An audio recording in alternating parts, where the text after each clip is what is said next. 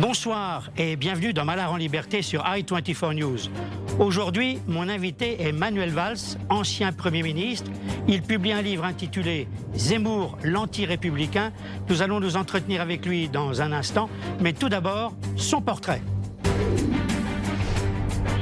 Certains le voient comme un opportuniste, pour d'autres, c'est un visionnaire.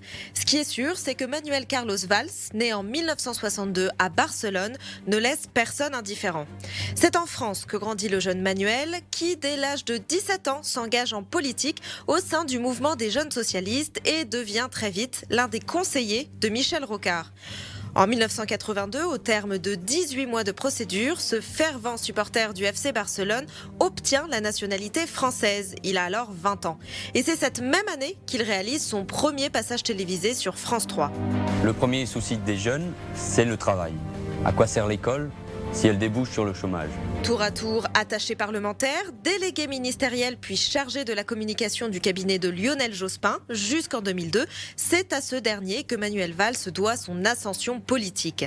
En 2001, c'est une nouvelle aventure qui s'offre à lui à Évry, dans l'Essonne, d'abord en tant que maire, puis par un cumul de mandats, également en tant que député. En 2009, une vidéo tournée lors d'une brocante de la ville crée la polémique.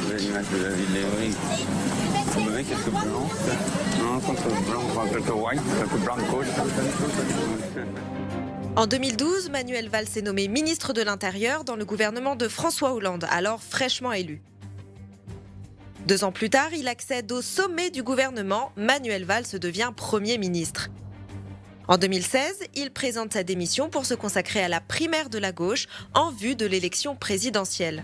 En 2017, coup de tonnerre, Manuel Valls annonce qu'il quitte le Parti socialiste pour rejoindre le groupe La République en marche à l'Assemblée nationale. Peu présent dans l'hémicycle, Manuel Valls regarde déjà vers la péninsule ibérique. Très marqué par la crise indépendantiste et pour des raisons liées à sa vie personnelle, l'homme décide de renouer avec ses racines catalanes. En 2019, il est élu conseiller municipal de Barcelone, un mandat dont il démissionne 3 ans plus tard pour revenir sur le devant de la scène, en France, mais en tant que chroniqueur politique dans les médias.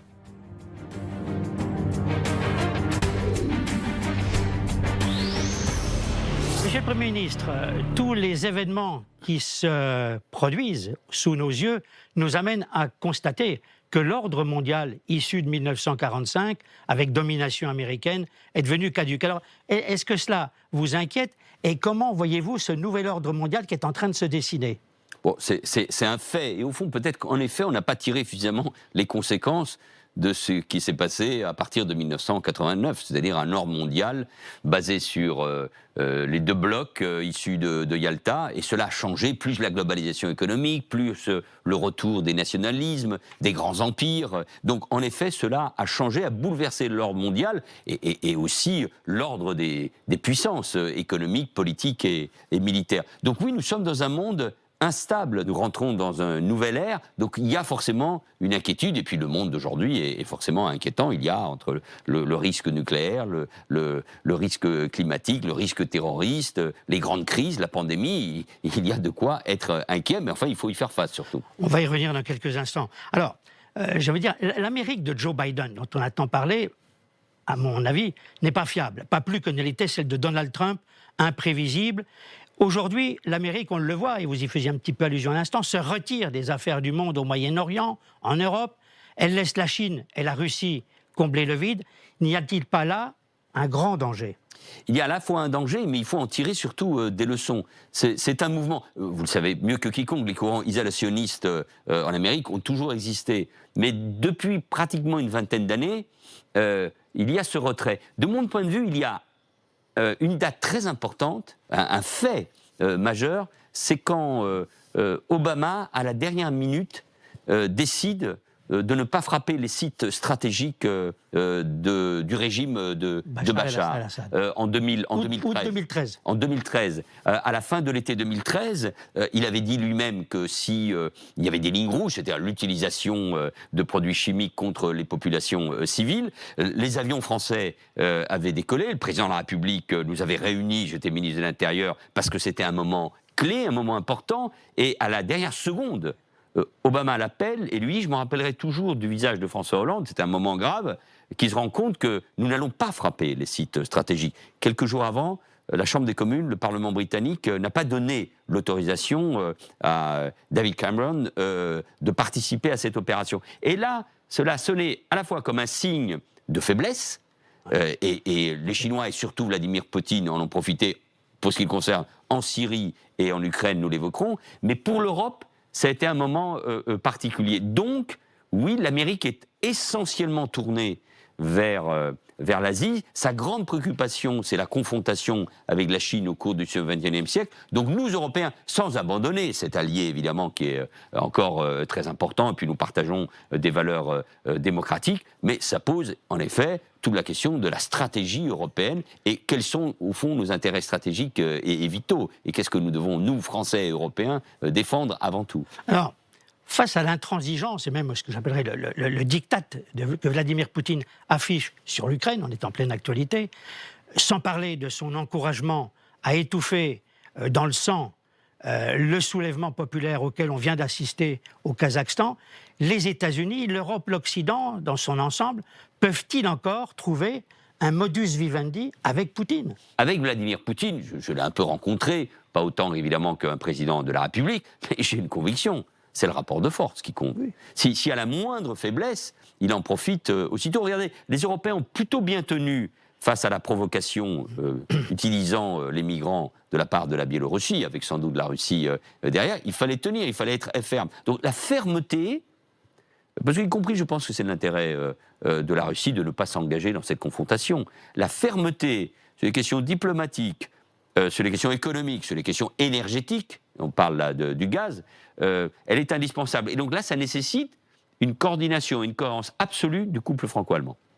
Mais est-ce qu'il y a encore un couple franco-allemand aujourd'hui? C'est une bonne question. Je pense que parfois nos intérêts ont divergé. Il y a une grande crainte en Allemagne. Je fais un détour. Moi, je pense qu'il y a un événement historique grave qui pèsera lourd, qui est le départ de la Grande-Bretagne de l'Union européenne. Très lourd. Parce que c'est quand même la Grande-Bretagne de Churchill qui est repartie, et d'ailleurs, on ne sait pas où, qui plus est. Et cela a déséquilibré une vision sur les intérêts stratégiques de l'Europe. Ce n'est pas une présidence européenne, notamment en pleine campagne électorale française, qui va changer les choses. Mais parlons simple, hein, si nous ne sommes pas capables de protéger nos frontières communes face aux vagues migratoires, si nous ne sommes pas capables de nous coordonner pour protéger nos intérêts stratégiques, on le fait dans un certain nombre de domaines économiques. Si nous ne sommes pas capables d'avoir une réflexion, la défense européenne c'est compliqué, et puis il n'y a pas beaucoup de peuples qui ont des armées et des soldats qui sont prêts à perdre leur vie pour défendre nos intérêts, alors là, évidemment, l'Europe rentrerait dans quelque chose qui s'appelle une forme de décadence. Donc moi je pense qu'il n'y a pas d'autre voie que la France et l'Allemagne, les grands pays méditerranéens comme l'Italie, et l'Espagne, et en espérant que la Pologne revienne à la raison, il n'y a pas d'autre choix que d'avancer ensemble pour une définition, une protection de nos intérêts stratégiques, et donc ça passe par la défense. Alors, la plupart, maintenant vient un autre chapitre, la plupart des experts du nucléaire sont convaincus que l'Iran disposera prochainement de la bombe nucléaire. Quand on voit le jeu des Iraniens aujourd'hui qui cherchent, ça c'est leur stratégie, à gagner du temps dans les négociations tout en accélérant leur programme nucléaire, ne pensez-vous pas que les États-Unis, la France et les autres signataires européens de l'accord sur le nucléaire ont été d'une naïveté coupable en pensant pouvoir négocier avec un régime terroriste qui veut rayer Israël de la carte, entre autres? Quel est notre allié, à la fois à travers les valeurs et la défense de nos intérêts stratégiques? C'est Israël. Je trouve d'ailleurs, nous l'évoquons, que l'Europe et la France, nos diplomaties, ont été un peu timides pour saluer des accords historiques qui bouleversent le monde arabe, en tout cas le monde sunnite, que sont les accords d'Abraham. C'est un changement majeur, il n'y a pas eu beaucoup de changements. D'ailleurs, c'est un des points, le rare point positif de la diplomatie de Trump, ou en tout cas de son genre. L'accord entre Israël et le Maroc, et change les données, notamment au Maghreb, avec des conséquences. On voit bien avec l'Algérie, qui peuvent très directement nous concerner. Donc là, il faut évidemment éviter un affrontement, il faut qu'il y ait les engagements de l'Iran, mais ne soyons pas naïfs. Ce régime ne peut vivre que dans cette confrontation. Et puis moi, je suis toujours étonné que les dirigeants politiques oublient les leçons de l'histoire. les discours, les écrits, et notamment ceux qui, au-delà de l'antisémitisme, donnent clairement l'objectif de rayer Israël de la carte du monde, ça veut dire quelque chose. Donc là, nous devons être extrêmement attentifs, extrêmement fermes. Et je remarque que d'ailleurs l'administration Biden hésite et n'est plus sur les discours de campagne électorale. Là, moi je plaide pour qu'il n'y ait aucune naïveté et que s'il y avait un accord et des engagements du régime iranien, il faut que derrière nous ayons la capacité, non pas qu'eux gagnent du temps, mais de faire la démonstration qu'ils ont abandonné cette voie.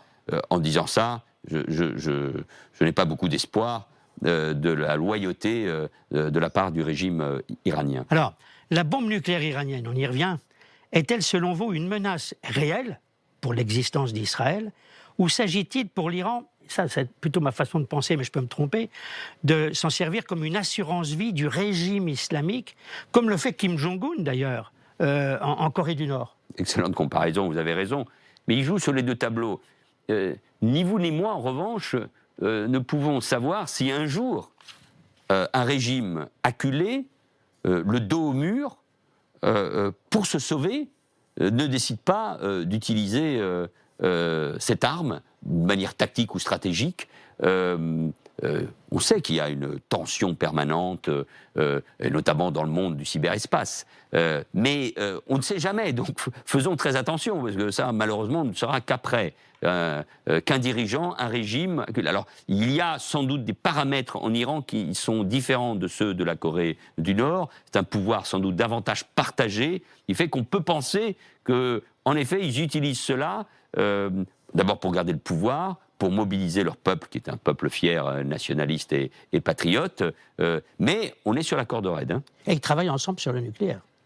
Alors, peut-il y avoir, ça c'est encore une autre histoire qui nous préoccupe considérablement, peut-il y avoir un jour la paix entre Israéliens et Palestiniens tant que la volonté et le courage politique ne sont pas au rendez-vous? La solution à deux États est-elle pour vous la seule solution possible? Je pense que le vieux langage diplomatique, français ou européen, deux États avec une seule capitale, en l'occurrence Jérusalem, permettant à Israël de vivre dans la sécurité, permettant aux Palestiniens d'avoir leur État. Bref, tout ça est un langage qui ne marche plus. Et donc, je pense qu'il faudrait réinventer quelque chose. D'abord parce que la question palestinienne n'est plus dans l'agenda international comme une priorité.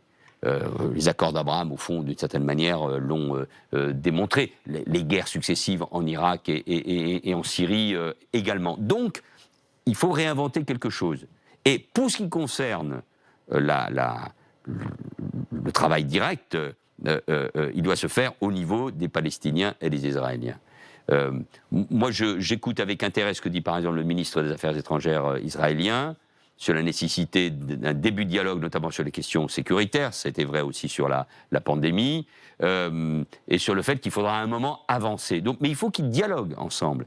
Et puis ça dépend beaucoup de la situation de l'autorité palestinienne, qui est gangrénée évidemment par le népotisme, le non-renouvellement et la corruption. Mais je pense que c'est l'intérêt d'Israël d'avancer sur des solutions politiques compliquées, je le reconnais, qui permettent aux Palestiniens de se retrouver. Et il faudra, vous avez raison, du courage pour arriver au fond à une solution qui sera un État, qui sera un proto-État, parce qu'on sait bien que les questions sécuritaires ne seront jamais déléguées à l'autorité palestinienne, et qui passe, de mon point de vue d'ailleurs, par le fait que la reconnaissance de Jérusalem comme capitale de l'État d'Israël est un fait incontournable. Et là, c'est un sujet sur lequel il me semble que nous, Français, devons jouer notre rôle. C'est pour ça que j'ai toujours dit que j'étais favorable à cette reconnaissance de Jérusalem comme capitale d'Israël de la part des Français et des Européens. Tout à fait, mais tant que le Hamas est là, le Hamas, qui ne veut pas entendre parler de Mahmoud Abbas, bien entendu, tant que le Hamas est là, avec aussi cette volonté de vouloir éliminer Israël, est-ce qu'on peut imaginer qu'on aura la paix ? Moi, j'y crois pas personnellement. Vous avez raison d'être sceptique et de ne pas y croire. C'est en plus, nous le savons, qu'il y a une lutte au sein même de la vie politique, enfin de l'espace palestinien. Là, de ce point de vue-là, il faut aussi dire clairement les choses. Les pays du Golfe, et plus particulièrement le Qatar, ont une responsabilité très directe par rapport au Hamas, au-delà de la diaspora palestinienne qui vit dans ces pays du Golfe. Donc non, ça sera long, ça sera difficile, mais si on peut déjà au moins sur les territoires plutôt gérés aujourd'hui par l'autorité palestinienne, c'est-à-dire par l'OLP et le Fatah, mais avec une population qui, parce que les conditions de vie se sont endurcies, parce qu'il y a une crise de confiance puissante à l'égard de l'autorité palestinienne, sont partis vers le Hamas, voire des organisations plus extrêmes. Non, là, je pense qu'il faudra beaucoup de doigté. Et cette question sécuritaire et la position du Hamas rend évidemment très difficile, nous le disions, ce courage, en tout cas, cette possibilité d'avancer. Mais alors, tant que cet abcès ne sera pas crevé, est-ce qu'il y a pour vous un risque d'embrasement à plus large échelle, avec l'Iran et ses proxys, justement, dont on a déjà un peu parlé, que sont le Hamas, le Hezbollah, le djihad islamique? Un grand embrasement, je ne sais pas.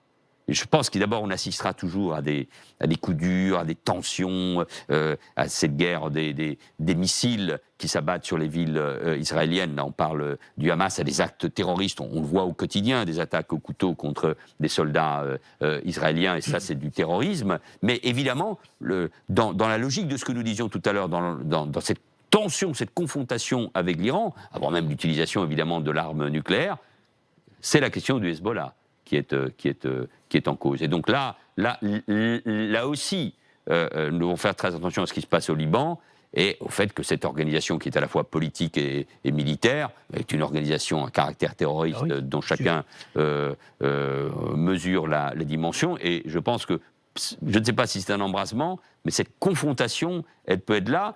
Un Hezbollah qui est en train de se refaire une santé après les coups reçus en Syrie, puisqu'il était en première ligne, par Israël qui veille à chaque fois à rappeler qu'il y a une ligne rouge qui ne peut pas être franchie par le Hezbollah.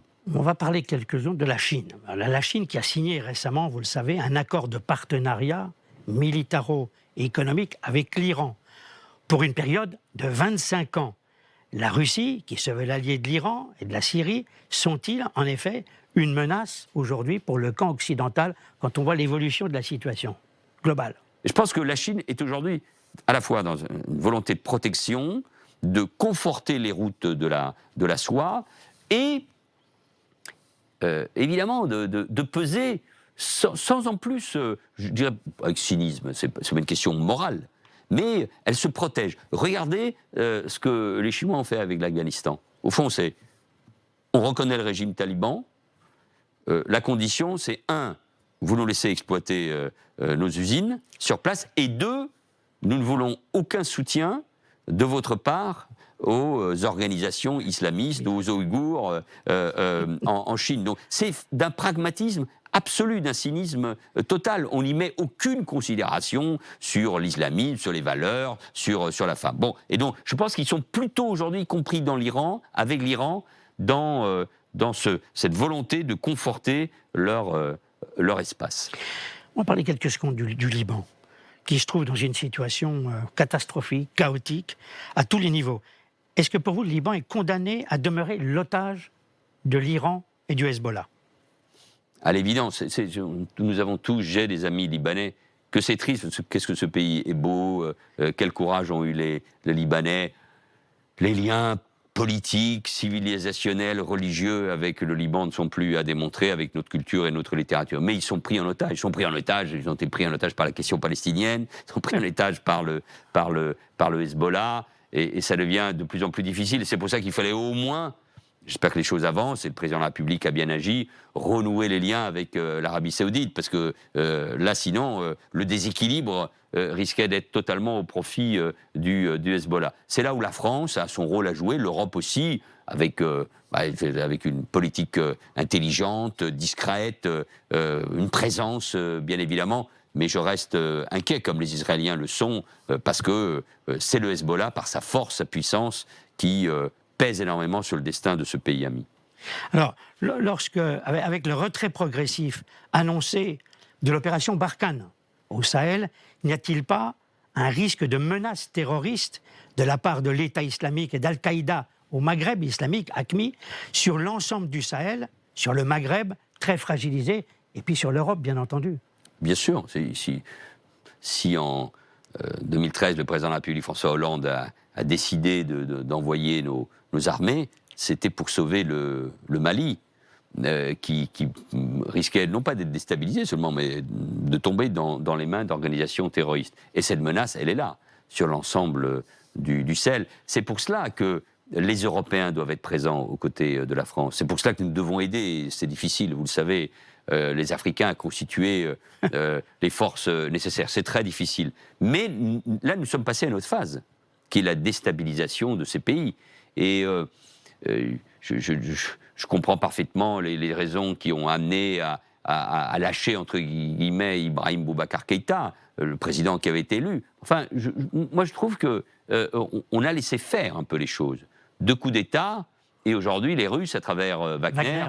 C'était une milice qui, en plus, dans d'autres pays africains, exploite en Centrafrique, notamment les minerais.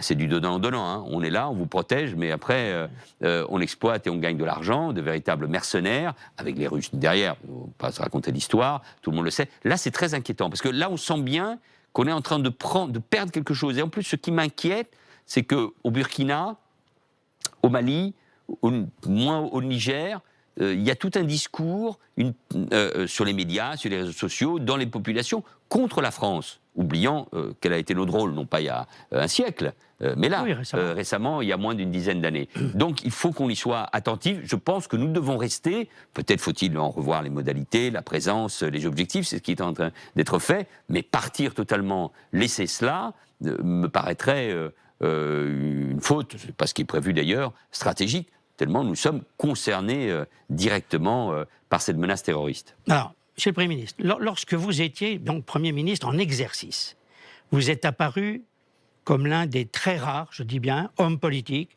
à afficher ouvertement et courageusement sa lucidité sur le danger de l'islam politique.